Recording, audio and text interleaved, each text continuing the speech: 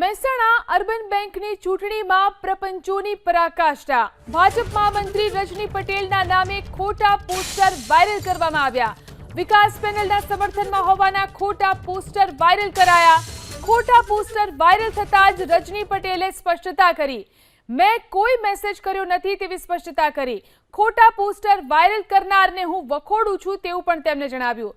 જેને poster viral કર્યા છે તે સામે આવીને માફી માંગે તેવું પણ રજની પટેલે કહ્યું છે। તાજેતરમાં the Mehsana urban cooperative bank limited મહેસાણાના ડાયરેક્ટર્સની પેટા ચૂંટણી થવા જઈ રહી છે। તેને લઈને આજે સોશિયલ મીડિયામાં મારા નામથી એક મેસેજ ફરતો થયો છે। આ પ્રકારનો એ મેસેજ છે, જે મેસેજ મેં કરેલો નથી। આવું કૃત્ય કરનાર વ્યક્તિને હું વખોડું છું, એની નિંદા કરું છું।